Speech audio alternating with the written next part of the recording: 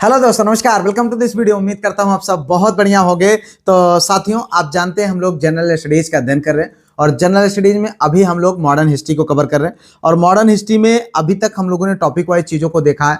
अब आगे हम लोग यहाँ पर प्रैक्टिस के माध्यम से देख रहे हैं, यानी उन क्वेश्चंस को सॉल्व कर रहे हैं जो उत्तर प्रदेश लोक सेवा आयोग के एग्जाम्स में आए हैं, जो आपके एग्जाम के दृष्टिकोण से इंपॉर्टेंट है। और यहाँ पर इन क्वेश्चन को सॉल्व करने पर आपको आकलन लगेगा किस टाइप के क्वेश्चंस आप लोगों को एग्जाम में देखने को मिलेंगे और कैसे क्वेश्चंस एग्जाम में आए हुए हैं। ठीक है, तो ये आज ये चौथा प्रैक्टिस है इसका जो है, और अंतिम भी। ठीक है, साथ ही साथ यहाँ पर आप जानते हैं रेगुलर बेसिस पर शाम को 7 बजे हमारे इसी यूट्यूब चैनल पर आपको वीडियो प्राप्त होती है। जो कुछ भी मैं पढ़ाता हूँ, बोलता हूँ, सब कुछ लिखे हुए फॉर्म में आपको पीडीएफ के रूप में चाहिए तो हमारे व्हाट्सएप नंबर पर कॉन्टैक्ट कर लीजिए। छोटी सी फीस पे करके आप ग्रुप में जुड़ जाइए, जहां पर आपको सब कुछ लिखे हुए फॉर्म में मिल जाता है। इसके साथ साथ यहाँ पर 3 साप्ताहिक मूल्यांकन टेस्ट होता है, संडे, वेडनेसडे और फ्राइडे को। और उसके साथ साथ करंट अफेयर की रेगुलर क्विजेज आपको डेली मिलती है। इसके साथ साथ करंट अफेयर के बारे में मैं अलग से चीज़ों को और बेहतर बनाने का प्लान कर रहा हूँ। ठीक है, और इसके साथ साथ सारी चीज़ें यहाँ पर आपको प्रोवाइड कराई जाती हैं। ठीक है, आइए वीडियो को शुरू करते हैं। यहाँ पर लेते हैं पहला क्वेश्चन। मित्र, पहला क्वेश्चन है आपका, कैबिनेट मिशन जो कि 1946 के संदर्भ में कौन सा कथन सही है, आपको बताना है।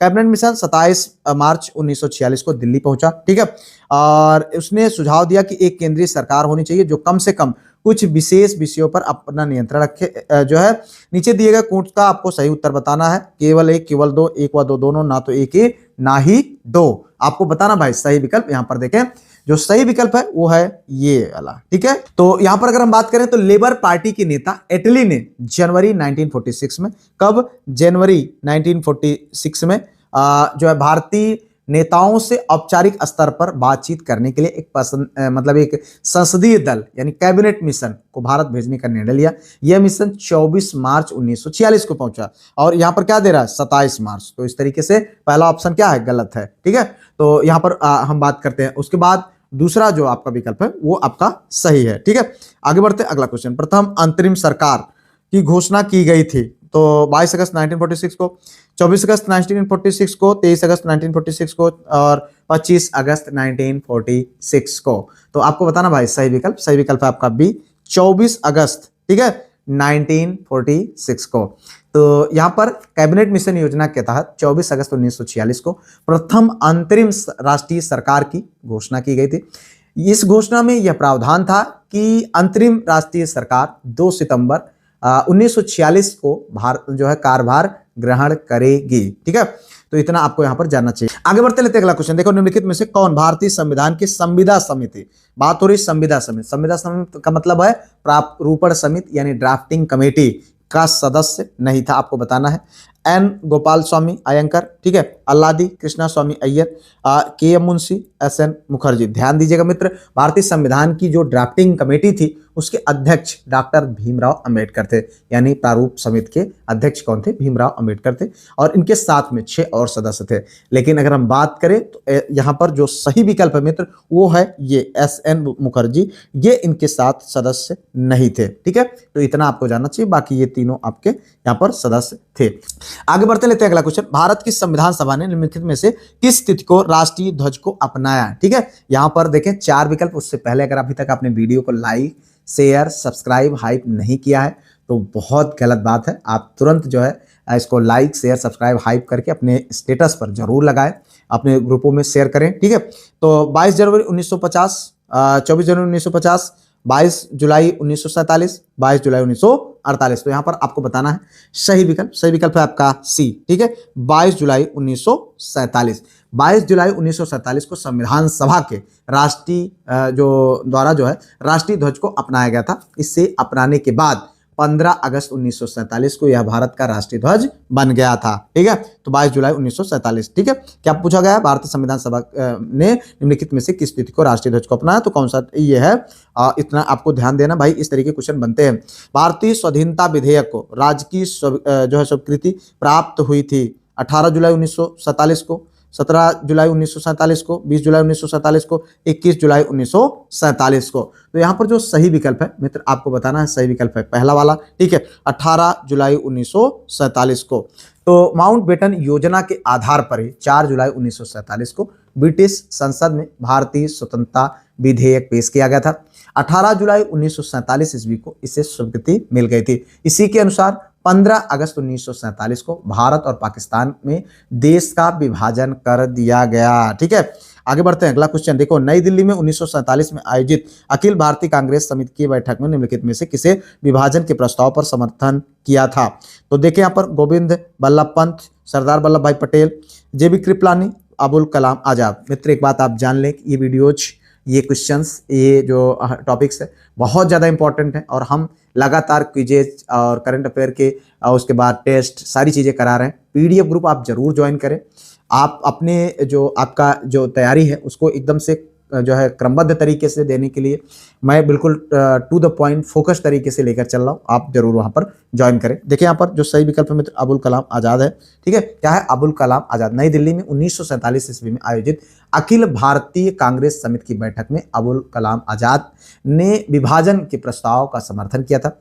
विभाजन प्रस्ताव को 14 जून 1947 के कांग्रेस समिति की बैठक में गोविंद बल्लभ पंत ने पेश किया था। ठीक है, किसने? गोविंद बल्लभ पंत ने इन्होंने पेश किया था और इन्होंने समर्थन किया था। ठीक है, तो इतना आपको जाना चाहिए। भारत विभाजन के संदर्भ में 1947 में नियुक्त सीमा आयोग की अध्यक्षता किसने की थी? Mountbatten, Radcliffe, James Bolt, Richardson. भाई बताओ सही विकल्प। सही विकल्प है आपका यहाँ पर बी। ठीक है, रेडक्लिफ। आप जानते हैं भारत विभाजन के संदर्भ में 1947 में नियुक्त सीमा आयोग की अध्यक्षता रेडक्लिफ ने किया था और भारत विभाजन के संदर्भ में सीमाओं का निर्धारण करने के लिए अंग्रेजी सरकार ने रेडक्लिफ की अध्यक्षता में एक सीमा आयोग जो है नियुक्त किया था और जिसका काम हिंदू तथा मुस्लिम बहुसंख्यक वाले संलग्न प्रदेशों अथवा ग्रामों का मानचित्र पर निर्धारण करना था। ठीक है, तो इसीलिए रेडक्लिफ सीमा भी बोली जाती है। आगे बढ़ते भाई, अगला क्वेश्चन। 30 जनवरी 1946 को रेडियो पर किसने कहा था राष्ट्रपिता अब नहीं रहे? ये आप टैगलाइन है, इसको आपको ध्यान देना है। किसने ये बात कहा था? तो यहाँ पर देखें 4 विकल्प, सरदार पटेल, जवाहरलाल नेहरू और राजेंद्र प्रसाद, राजगोपालाचारी। ये सब बोले गए थे जवाहरलाल नेहरू साहब के मुखार बिंदुओं के द्वारा।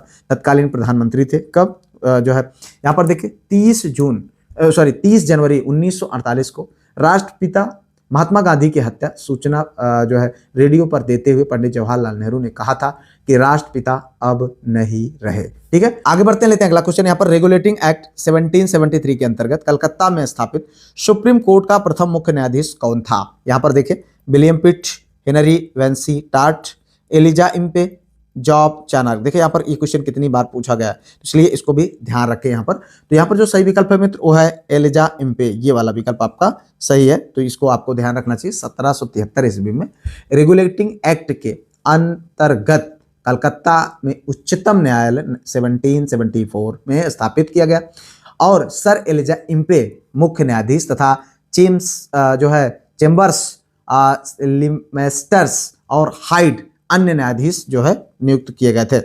आगे बढ़ते लेते हैं अगला क्वेश्चन। यहाँ पर देखिए ईस्ट इंडिया कंपनी के व्यापारिक अधिकारों की समाप्ति निम्नलिखित में से किस अधिनियम द्वारा की गई थी? 1773 रेगुलेटिंग एक्ट, 1813 का चार्टर एक्ट, 1833 का चार्टर एक्ट, इनमें से कोई नहीं। आपको बताना भाई सही विकल्प है आपका बी, 1813 का चार्टर एक्ट। ध्यान दीजिएगा, 1813 ईस्वी के चार्टर द्वारा कंपनी का व्यापारिक एकाधिकार समाप्त कर दिया गया। अब वह केवल चाय और चीन के साथ ही व्यापार कर सकती थी। ठीक है, यहाँ पर देखें। आगे बढ़ते हैं अगला क्वेश्चन। भारत में अप्रत्यक्ष निर्वाचन की प्रथा किस वर्ष में प्रारंभ की गई थी? 1861, 1892, 1909, 1991। आपको बताना भाई सही विकल्प है आपका यहाँ पर बी, 1892। क्या है? 1892। ठीक है, भारत में अप्रत्यक्ष निर्वाचन की पद्धति वर्ष 1892 में आरंभ की गई थी।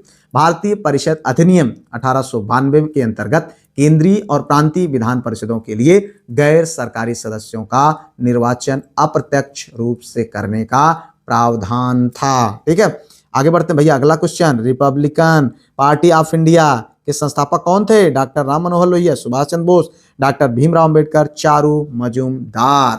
बताओ भाई सही विकल्प है आपका यहाँ पर सी, डॉक्टर भीमराव अंबेडकर। ठीक है, तो यहाँ पर रिपब्लिकन पार्टी ऑफ इंडिया के संस्थापक डॉक्टर भीमराव अंबेडकर साहब थे।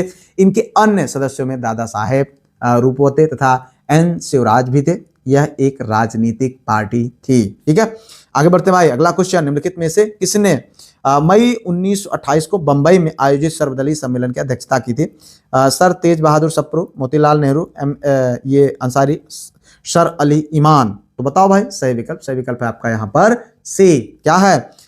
एम ए अंसारी के द्वारा। किसके द्वारा? एम ए अंसारी के द्वारा 19 मई 1928 को, कब? 19 मई 1928 को मुंबई में एम ए अंसारी के नेतृत्व में हुए दूसरे सर्वदलीय सम्मेलन में पंडित जो है मोतीलाल नेहरू की अध्यक्षता में एक 8 सदस्यीय समिति की स्थापना की गई, जिसे भारत के संविधान के सिद्धांतों का निर्धारण करना था। मोतीलाल नेहरू की अध्यक्षता में स्थापित समिति के सदस्य थे तेज बहादुर सप्रू और सुभाष चंद्र बोस और एम एम अड़े, मंगल सिंह और उसके बाद इमाम अली, जी आर प्रधान, शोएब कुरैशी। तो ये सब थे। आगे बढ़ो भाई। अगला question, Asiatic society of Bengal का संस्थापक कौन था? Jonathan Duncan, sir William Jones, Warren Hasting, William Bentinck. भाई बताओ सही विकल्प। सही विकल्प है आपका यहाँ पर B, sir William Jones. Asiatic society of Bengal की स्थापना 15 जनवरी 1784 ईस्वी को सर विलियम जोन्स ने कलकत्ता में किया था। ठीक है, इसकी स्थापना के समय वारेन हेस्टिंग्स बंगाल का गवर्नर जनरल था। ठीक है, इस एशिया जो सोसाइटी के स्थापना का मुख्य उद्देश्य भारतीय प्राच्य शिक्षा साहित्य व ग्रंथों का अनुवाद आंग्ल भाषा में करना था। ठीक है, तो इतना आपको जानना चाहिए भैया। आगे बढ़ो भैया। अगला क्वेश्चन, वायसराय लॉर्ड कर्जन ने मिस्टर थॉमस रॉबर्टसन को अपने कार्यकाल में भारत किस संदर्भ में बुलाया था? तो शिक्षा में सुधार, न्यायिक सुधार, सैनिक सुधार, रेलवे में सुधार। बताओ भाई सही विकल्प। सही विकल्प क्या है आपका? डी, रेलवे में सुधार। 1899 से 1905 तक भारत के वायसराय रहे लॉर्ड कर्जन ने रेलवे सुविधाओं में सुधार हेतु 1901 ईस्वी में थॉमस रॉबर्टसन को भारत बुलाकर उनकी अध्यक्षता में रेलवे में सुधार हेतु एक रेलवे कमीशन गठित किया। ठीक है, इनकी सिफारिश पर ही रेलवे विभाग को समाप्त कर एवं रेलवे के प्रबंधन को सार्वजनिक कार्य विभाग के हाथों से हटाकर एक नए रेलवे बोर्ड बनाकर उसे सौंप दिया गया। ठीक है, आगे बढ़ो भाई। अगला क्वेश्चन, निम्नलिखित में से किसने भारतीय हरिजन सेवा संघ की 1932 में स्थापना की? अभी हम लोगों ने इसको डिस्कस किया हुआ था, ध्यान दीजिएगा भाई। इसी तरीके से क्वेश्चन पूछेगा आपको। जीबी गोखले, एम के गांधी, भीमराव अम्बेडकर, उपयुक्त में से कोई नहीं। तो ये सही विकल्प क्या है भाई? मोहनदास करमचंद्र गांधी यानी महात्मा गांधी के द्वारा अखिल भारतीय हरिजन सेवा संघ की, जिसकी स्थापना महात्मा गांधी जी के द्वारा 1932 ईस्वी में हिंदू समाज से अस्पृश्यता मिटाने के उद्देश्य से किया गया था। इसके प्रथम अध्यक्ष उद्योगपति घनश्याम दास बिड़ला तथा सचिव अमृत लाल विठल दास ठक्कर हुए। ठीक है, संघ का मुख्यालय गांधी आश्रम किनसे कैंप दिल्ली में है। आगे बढ़ो भाई। अगला question, Republican party of India के संस्थापक, रिपब्लिक पार्टी ऑफ इंडिया के संस्थापक चारू मजुमदार, भीमराव अम्बेडकर, सुभाष चंद्र बोस, उपरोक्त का भी तो हम सब जानते हैं कौन है? भीमराव अम्बेडकर साहब। ठीक है, तो यहाँ पर देख लें। और आप जानते हैं कि रिपब्लिकन पार्टी ऑफ इंडिया की स्थापना 3 अक्टूबर 1957 ईस्वी को की गई थी। पार्टी का अध्यक्ष अम्बेडकर के निकट सहयोगी रहे मद्रास के वयोवृद्ध नेता राज बहादुर एन शिवराज को चुना गया था। आगे बढ़ो भाई। अगला क्वेश्चन देखें, लॉर्ड माउंटबेटन ने किसे वन मैन आर्मी फोर्स कहकर संबोधित किया था? महात्मा गांधी, भीमराव अम्बेडकर, वल्लभ भाई पटेल, जवाहरलाल नेहरू। लॉर्ड माउंटबेटन ने किसे कहा था? तो गांधी साहब को। क्या कहा था? One man army. ठीक है, वन मैन बाउंड्री फोर्स। क्या कहा था? One man boundary force, army ने।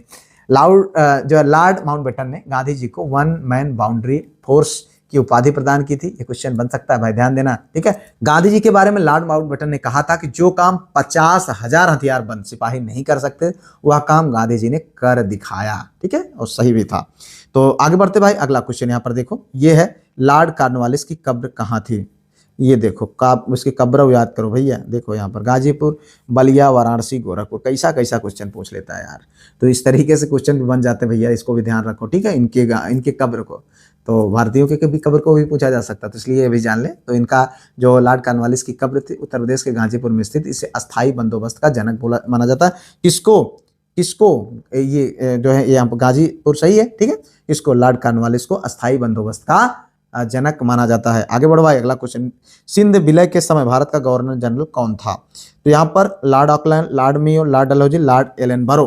भाई बताओ सही विकल्प। सही विकल्प है आपका डी, लॉर्ड एलन बरो। ठीक है, 1842 ईस्वी में ऑकलैंड के स्थान पर लॉर्ड एलनबरो जो है गवर्नर जनरल के रूप में भारत आया था। ठीक है, सितंबर 1842 ईस्वी में उसे मेजर आउटरम के स्थान पर चार्ल्स नेपियर को सिंध में कंपनी का रेजिडेंट नियुक्त किया गया। अगस्त 1843 ईस्वी तक समस्त सिंध अंग्रेजी राज्य में सम्मिलित कर लिया गया। लॉर्ड मेयो का भारत में कार्यकाल 1869 से 1872 ईस्वी तक था तथा लॉर्ड डलहौजी का कार्यकाल 1848 ईस्वी से 1856 ईस्वी तक था। ठीक है, आगे बढ़ते हैं भाई। अगला क्वेश्चन, भारत में डाक टिकट का चलन किसने प्रारंभ किया था? Warren Hastings, lord Cornwallis, lord Dalhousie, lord Wavell. Question बनता भाई, पूछा जाएगा। तो यहाँ पर देखें, डाक टिकट किसने? लॉर्ड डलहौजी। इसने लॉर्ड डलहौजी। भारत में जो है डाक टिकट का प्रचलन सर्वप्रथम लॉर्ड डलहौजी ने 1854 ईस्वी में प्रारंभ किया था। 2 पैसे की दर पर कहीं भी पत्र भेजा जा सकता था। 1854 ईस्वी में पारित पोस्ट ऑफिस एक्ट। कब? 1854 ईस्वी में। ये ध्यान रखना भाई, 1854 ईस्वी में पारित पोस्ट ऑफिस एक्ट द्वारा तीनों प्रेसिडेंसियों बंगाल, बंबई, मद्रास में डाकघरों की अच्छी देखरेख के लिए एक महानिदेशक की नियुक्ति की गई थी। ठीक है, इसके अतिरिक्त रेलवे लाइन, विद्युत तार, सार्वजनिक निर्माण विभाग तथा लोक शिक्षा विभाग लॉर्ड डलहौजी की अन्य उपलब्धियां रहीं। ठीक है, आगे बढ़ते भाई। अगला question, the philosophy of the bomb के लेखक कौन थे? जो है बटुकेश्वर नाथ, भगत सिंह, भगवती चरण वोहरा, रास बिहारी बोस। बताओ भाई सही विकल्प। सही विकल्प है आपका यहाँ पर क्या? सी। ठीक है, देखिए यहाँ पर भगवती चरण बोहरा। क्या है? भगवती चरण बोहरा। 23 दिसंबर 1929 ईस्वी को क्रांतिकारियों ने ब्रिटिश साम्राज्य के स्तंभ वायसराय की गाड़ी को उड़ाने का प्रयास किया था, जो असफल रहा। गांधी जी ने इस घटना पर कटुतापूर्वक लेख लिखा। क्या लेख लिखा था? बम की पूजा।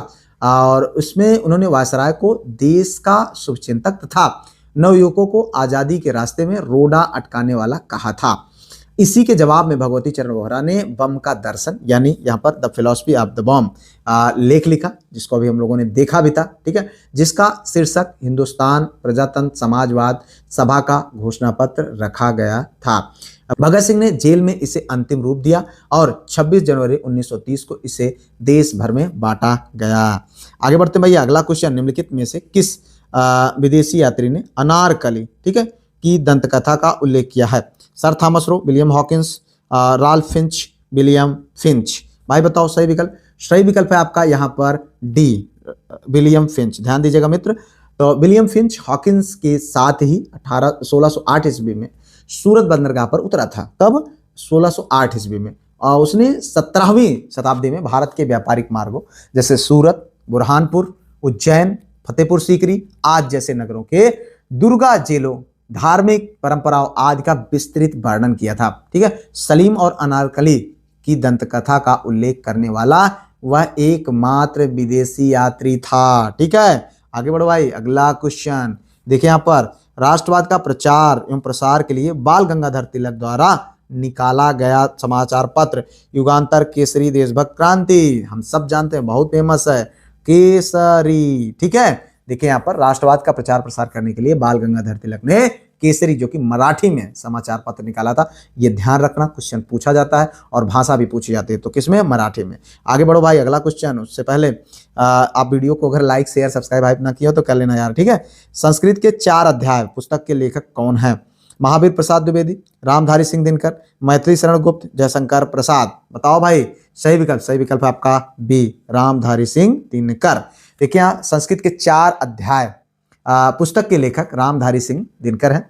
इस पुस्तक में दिनकर जी ने भारत के सांस्कृतिक इतिहास को 4 भागों में बांटकर लिखने का प्रयास किया है। रेणुका, हुंकार, रसवंती, सामधेनी, कुरुक्षेत्र, उर्वशी, रसथी आदि रामधारी सिंह दिनकर की अन्य रचनाएं हैं। ठीक है, आगे बढ़ो भाई। डेथ इन बनारस पुस्तक के लेखक Meena Kaushik, Jonathan Parry, B D. Tripathi, Ron Barrett. ठीक है, आपको बताना भाई सही विकल्प। सही विकल्प है आपका बी। ठीक है, जोनाथन पैरी। यहाँ पर देखें, डेथ इन बनारस के लेखक जोनाथन पैरी हैं।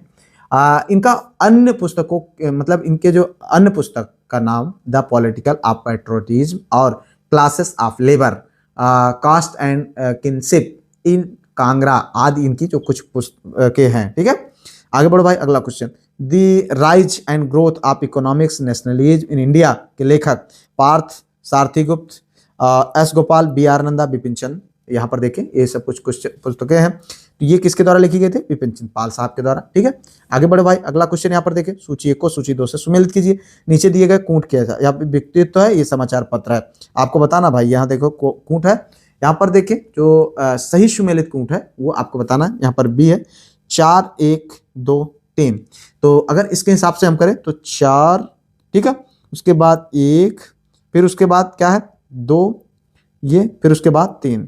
अगर हम इस हिसाब से देखें तो ईश्वरचंद्र विद्यासागर का सोम प्रकाश समाचार पत्र है, घोष ब्रदर्स का ये है अमृत बाजार पत्रिका, ठीक है, और उसके बाद बाल गंगाधर तिलक का द केसरी है, ठीक है, और इसके साथ साथ सुरेश नाथ बनर्जी का द बंगाली है। आगे बढ़ो भाई। अगला क्वेश्चन, समाचार पत्र के निम्नलिखित में से किस एक संपादन को चापेकर बंधुओं के पक्ष में लिखने के कारण दादा भाई नौरोजी द्वारा कांग्रेस के किस अधिवेशन में भाग लेने से प्रतिबंधित कर दिया गया था? बाल गंगाधर तिलक, शिवराम जो है महादेव परांजपे, और रामजी एमजी रानाडे, बीडी सावरकर। आपको बताना भाई सही विकल्प।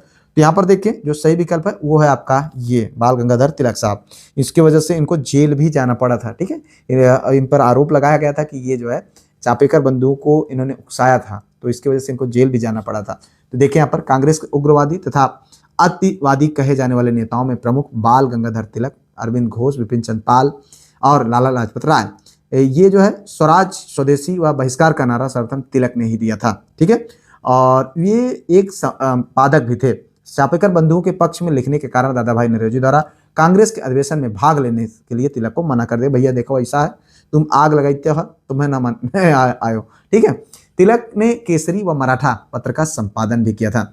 इन्होंने कहा था हमारा राष्ट्र एक वृक्ष की तरह है जिसका मूल तना स्वराज है और स्वदेशी तथा बहिष्कार अब आज इसकी शाखाएं हैं। आगे बढ़ो भाई। ये देखो अगला क्वेश्चन, निम्नलिखित कृतियों में से कौन सी एक बीजी तिलक के द्वारा नहीं लिखी गई है? The Orion, paradise found, Gita Rahasya, the Arctic home in the Vedas. बताओ भाई सही विकल्प है आपका बी, यहाँ पर पैराडाइज फाउंड। पैराडाइज देखो यहाँ पर बीजी तिलक के द्वारा नहीं लिखी गई बात पूछी जा रही है, ठीक है, तो ये पैराडाइज फाउंड हम सब जानते हैं, बहुत फेमस है। किसके द्वारा लिखा गया है? मिल्टन के द्वारा। पैराडाइज लॉस्ट, पैराडाइज फाउंड, ठीक है। बाकी the Orion, Gita Rahasya, the Arctic home in the Vedas, ये तीनों बाल गंगाधर तिलक साहब के द्वारा लिखी गई हैं। पैराडाइज फाउंड मिल्टन के द्वारा। भूदान आंदोलन का सर्वप्रथम प्रारंभ किस राज्य में हुआ था? आंध्र प्रदेश, कर्नाटक, तमिलनाडु, उत्तर प्रदेश में। बताओ भाई सही विकल्प, ये है आंध्र प्रदेश में, ठीक है। तो थोड़ा सा और क्वेश्चन है, आज इसको हम खत्म करेंगे, तो बिल्कुल एकदम सांसें रोक करके बढ़िया से कंप्लीट करना और बढ़िया अपने एग्जाम में परफॉर्मेंस करना, घबराए नहीं, बिंदास लगे रहे। भूदान आंदोलन संत विनोबा भावे, ठीक है, ध्यान दीजिएगा, संत विनोबा भावे द्वारा सन 1951 ईस्वी में, कब? 1951 में आरंभ किया गया था। यह स्वैच्छिक भूमि सुधार आंदोलन था जो कि सर्वप्रथम आंध्र प्रदेश राज्य के पोचमपल्ली गांव से शुरू हुआ था, ठीक है। आगे बढ़ो भाई। अगला क्वेश्चन, भारत छोड़ो आंदोलन के संदर्भ में महात्मा गांधी को कहां बंदी बनाया गया था? बंबई में, मद्रास में, कलकत्ता में, नई दिल्ली में। आपको बताना भाई सही विकल्प है बंबई में, ठीक है। तो यहाँ पर देखें भारत छोड़ो आंदोलन 9 अगस्त 1942 ईस्वी को बंबई में ग्वालिया टैंक मैदान से प्रारंभ हुआ था, जिसमें गांधी जी ने करो या मरो का नारा दिया था, ठीक है। पुलिस ने उन्हें गिरफ्तार कर पुणे के आगा खा पैलेस में नजरबंद कर दिया था। कहां पर? पुणे के आगा खा पैलेस में नजरबंद किया था। आगे बढ़ो भाई। अगला क्वेश्चन, करो या मरो का नारा निम्नलिखित में से किस आंदोलन, अभी देखो हम लोगों ने देखा है, तो इसको देखो इस तरीके से क्वेश्चन घुमाता है भाई, ध्यान देना। असहयोग आंदोलन ये सब था। इसमें जो सही विकल्प है भारत छोड़ो आंदोलन 1942। करो या मरो का नारा भारत छोड़ो आंदोलन के दौरान महात्मा गांधी द्वारा दिया गया था। भारत छोड़ो आंदोलन का प्रारंभ 8 अगस्त 1942 को हुआ था। ये चीजें हम लोगों ने पढ़ा था और ये आपके जीआईसी अल्टीग्रेट में ये डेट 8 अगस्त आया हुआ था, ठीक है, तो इसको आपको ध्यान देना है। आगे बढ़ो भाई। अगला क्वेश्चन देखो यहाँ पर, भारत छोड़ो आंदोलन के समय भारत का प्रधान सेनापति कौन था? Lord Wavell, Lord Linlithgow, Lord Mountbatten, उपरोक्त में से कोई नहीं। तो अब पूछ रहा है क्या, प्रधान सेनापति कौन था? तो यहाँ पर जो सही विकल्प है मित्र वो आपको बताना, सही विकल्प है लॉर्ड वेबल। क्या है? लॉर्ड वेबल, ठीक है। तो इतना आपको जानना चाहिए, लॉर्ड वेबल, ठीक है। जुलाई 1941 से जून 1943 तक भारत के प्रधान सेनापति रहे। इसीलिए भारत छोड़ो आंदोलन यानी अगस्त 1942 के समय वही प्रधान सेनापति थे। लॉर्ड लिनिथिगो इस समय भारत के वायसराय थे, ना कि प्रधान सेवक थे। लॉर्ड माउंटबेटन की अगर जब हम बात करते हैं तो 1947 में भारत के अंतिम वायसराय बने थे। तो इतना आपको जानना चाहिए। आगे बढ़ते हैं। अगला क्वेश्चन, निम्नलिखित नेताओं में से किसने भारत छोड़ो आंदोलन के दौरान जेल से फरार होकर भूमिगत गतिविधियों को संगठित किया था? जेबी कृपलानी, डॉक्टर राम मनोहर लोहिया, अच्युत पटवर्धन, जयप्रकाश नारायण ने। तो आपको बताना भाई सही विकल्प है आपका ये जयप्रकाश नारायण ने। ठीक है, भारत छोड़ो आंदोलन के दौरान जयप्रकाश नारायण को गिरफ्तार कर हजारीबाग सेंट्रल जेल में रख दिया गया था और बाद में उन्होंने जेल की दीवार को फांद करके जयप्रकाश नारायण फरार हो गए तथा आंदोलन में भूमिगत होकर के आजाद दस्ता का गठन किया था। ठीक है, आगे बढ़ो भाई। अगला क्वेश्चन, INA की स्थापना यानी फॉर्म किसके द्वारा हुई थी? बर्मा में, जापान में, सिंगापुर, इंग्लैंड में। आपको बताना भाई सही विकल्प है सिंगापुर में। देखो यहाँ पर कितनी बार क्वेश्चन पूछा गया है, इंपॉर्टेंट है भाई। ठीक है, यहाँ पर देखिए INA यानी इंडियन नेशनल आर्मी का गठन वर्ष 1942 में, कब? 1942 में। कहां पर? जो है मोहन सिंह ने सिंगापुर में किया था। और अगर हम बात करें 4 जुलाई 1943 ईस्वी को इसका नेतृत्व सुभाष चंद्र बोस को सौंप दिया गया। मोहन सिंह सुभाष चंद्र बोस से पूर्व INN के कमांडर थे। आगे बढ़ते लेते हैं अगला क्वेश्चन। यहाँ पर देखिए, आजाद हिंद फौज के किस सैनिक को 7 वर्ष के कारावास का दंड दिया गया था? ठीक है, अरोड़ा, आसिफ अली, साहन वाज, राशिद अली, रास बिहारी बोस। तो बताइए भाई सही विकल्प क्या है? सही विकल्प है आपका यहाँ पर सी, क्या है? राशिद अली। ठीक है, राशिद अली। यहाँ पर देखिए मित्र, आजाद हिंद फौज के सैनिक राशिद अली को 7 वर्ष के कारावास का दंड दिया गया था। आजाद हिंद फौज के सैनिकों पर लाल किले में मुकदमे की सुनवाई के दौरान भूला भाई देसाई ने बचाव पक्ष के वकीलों का नेतृत्व किया था। ठीक है, कितना आपको यहाँ पर जानना चाहिए। आगे बढ़ते लेते हैं अगला क्वेश्चन, निम्नलिखित में से किसे भारत के देशी राज्यों के संबंध में हस्तक्षेप नीति के लिए रेखांकित किया जाता है? Sir John Shore, lord Cornwallis, lord Wellesley, lord William Bentinck है। ठीक है, आगे यहाँ पर देखें, इसमें जो सही विकल्प है मित्र वो है सर जॉन शोर। क्या सही है? सर जॉन शोर। तो सर जॉन शोर ने भारत के देशी राज्यों के संबंध में हस्तक्षेप की नीति अपनाई। ये जो है 1793 से 1798 के मध्य बंगाल के गवर्नर जनरल रहे थे। अगर हम बात करें लॉर्ड वेलेस्ली की, तो लॉर्ड वेलेस्ली को सहायक संधि का जनक माना जाता है, जिसे भारतीय राज्यों को संधि करने का विवश कर दिया था। भारतीय राज्यों को संधि करने पर विवश कर दिया था। जबकि अगर हम कॉर्नवालिस की बात करते हैं तो ये भारत में नागरिक सेवा का जनक इसको माना जाता है। आगे बढ़ो भाई। अगला क्वेश्चन, जब सुभाष चंद्र बोस ने भारतीय राष्ट्रीय कांग्रेस से इस्तीफा दे दिया तब उस सीट के लिए किसका नाम प्रस्तावित किया गया था? जवाहरलाल नेहरू, पट्टभ सीतारामैया, राजेंद्र प्रसाद, जेबी कृपलानी। आपको बताना भाई सही विकल्प है आपका यहाँ पर राजेंद्र प्रसाद। ठीक है, यहाँ पर देखिए, कांग्रेस के त्रिपुरी अधिवेशन 1939 ईस्वी को इसकी जो अध्यक्षता के लिए सुभाष चंद्र बोस एवं गांधी जी द्वारा समर्थित उम्मीदवार पट्टभ सीतारामैया के बीच मतदान हुआ। किसके बीच? सुभाष चंद्र बोस एवं गांधी जी के द्वारा समर्थित प्रत्याशी पट्टभ सीतारामैया के बीच मतदान हुआ और सुभाष चंद्र बोस सीतारामैया को पराजित कर हरिपुरा के बाद दूसरी बार कांग्रेस अध्यक्ष पद पर आसीन हुए। परंतु कार्यकारिणी के गठन के प्रश्न पर गांधी जी से विवाद हो जाने के कारण जो है सुभाष चंद्र बोस ने त्यागपत्र दे दिया। तब डॉक्टर राजेंद्र प्रसाद को इसका अध्यक्ष बनाया गया था। ठीक है, आगे बढ़ते हैं भाई। अगला क्वेश्चन यहाँ पर देखो, निम्नलिखित घटनाओं को उनके कालक्रम अनुसार व्यवस्थित करना है और आपको कूट के हिसाब से। देखिए यहाँ पर गांधी अर्बन पूना पैक्ट, ये सब चारों घटनाएं हैं। ये कूट है, कूट के माध्यम से आपको बताना है। देखो यहाँ पर इस टाइप का बनेगा भाई। तो यहाँ पर जो सही विकल्प है मित्र वो है पहला वाला, पहले नंबर पर 3, फिर 4, फिर 1, फिर 2। तो 3 में कौन है? पूर्ण स्वतंत्र राष्ट्रीय स्वतंत्रता की घोषणा। अगर हम बात करते हैं यहाँ पर पूर्ण स्वतंत्रता की घोषणा कब हुई थी? 1929 ईस्वी में पूर्ण राष्ट्रीय स्वतंत्रता की घोषणा 1929 में। ठीक है, 1929 में। और उसके बाद 4 नंबर सविनय अवज्ञा आंदोलन 1930 में। ठीक है, ये हो गया आपका।